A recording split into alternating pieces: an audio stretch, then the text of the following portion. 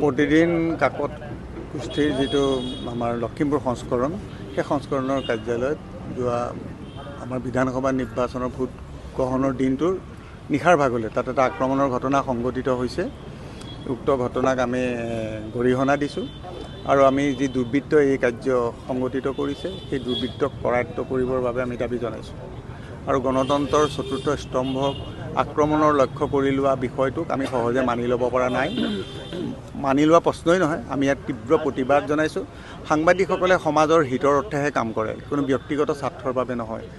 গতিকে আমি নিৰপেক্ষতা অৱলম্বন কৰোঁ। গতিকে তেনে এটা পৰিৱেশ পৰিস্থিতিত সাংবাদিকৰ নিৰাপত্তা সুনিশ্চিত হোৱাটো আমি বিচাৰিছোঁ আৰু আমি বিগত প্ৰায় 3 দশকমান ধৰি দেখি আহিছোঁ সাংবাদিকৰ নিগ্ৰহৰ ঘটনা সংঘটিত হৈছে। বহুকেইজন সাংবাদিক ইতিমধ্যে মৃত্যুবৰণো কৰিছে এনেধৰণৰ আক্ৰমণৰ বলি হৈ। গতিকে তেনে পৰিৱেশ আমি কামনা নকৰোঁ।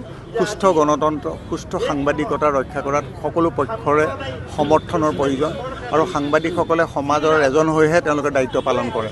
সাংবাদিকে নিজে বিভ্ৰান্তি সৃষ্টি কৰিব নিবিচাৰে। গতিকে আমিও নিবিচাৰোঁ যে যোগাত্মক সাংবাদিকতাই সদায় সমাজখন সুস্থ কৰি ৰখাটো বিচাৰে। আমি সেইটোৰ পক্ষতহে আমি সদায় মাত মাতি আহিছোঁ। গতিকে তেনেধৰণৰ যাতে আক্ৰমণৰ ঘটনা ভৱিষ্যতে সংঘটিত নহওক আমি দাবী জনাইছোঁ আৰু বৰ্তমান নিৰ্বাচনী বিধি প্ৰযোজ্য হৈ আছে। এনে সময়ত প্ৰশাসনে বিষয়টোৰ ওপৰত গুৰুত্ব দিয়াটো উচিত আৰু সেই দুৰ্বৃত্তক কৰায়ত্ব কৰি তেওঁলোকক শাস্তি প্ৰদানৰ ব্যৱস্থা কৰিব লাগে, এইটো আমি দাবী জনাইছোঁ। নাই, তেনেকুৱা কেতিয়াবা হয় কি কাৰোবাৰ যেতিয়া স্বাৰ্থৰ বিপৰীতে গ'লে এটা হেঁচা আহে। এইটো এতিয়াই নহয়, আগৰ পৰা কিছুমান কথাত চলি আহিছে। সেইটো থাকে, সাংবাদিকৰ বাবে এইটো এটা প্ৰত্যাহ্বান। তাৰ প্ৰত্যাহ্বানৰ অৰ্থ এইটো নহয় যে সাংবাদিকে নিজৰ পথৰ পৰা আঁতৰি আহিব। গতিকে এইটো আমাৰ বাকৰুদ্ধ কৰিবলৈ চেষ্টা কৰিছে বা নাই কৰা সেইটো আমাৰ লক্ষ্য নহয়। আমাৰ কথা হৈছে আমি সত্যটোক নিৰ্দিষ্ট স্থানত আমি সত্যক উন্মোচিত কৰাটো আমাৰ লক্ষ্য।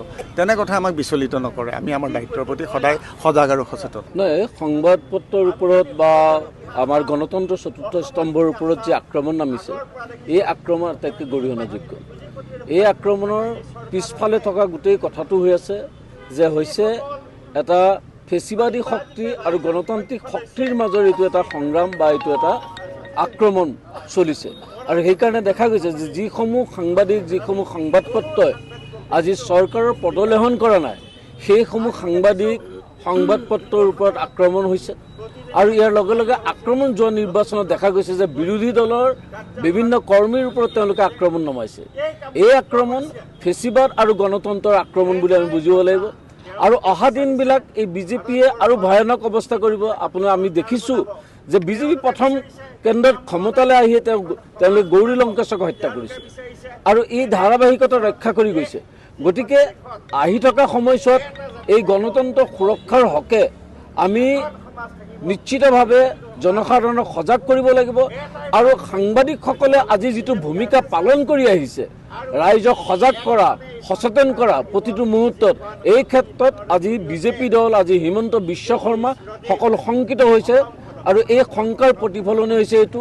সেয়ে আমি এই সাংবাদিকৰ ওপৰত, গণতন্ত্ৰৰ ওপৰত যিটো আক্ৰমণ, সংবিধানৰ ওপৰত যিটো আক্ৰমণ, এই আক্ৰমণৰ বিৰুদ্ধে আমি সদায় সাংবাদিকসকলৰ লগত আছোঁ আৰু আমি CPIML লিবাৰেশ্যন দলে গণতন্ত্ৰ, ধৰ্ম নিৰপেক্ষতা, সংবিধান সুৰক্ষাৰ হকে সকলো সংগ্ৰামত অংশগ্ৰহণ কৰিছোঁ, আমি প্ৰতিশ্ৰুতি প্ৰদান কৰিছোঁ।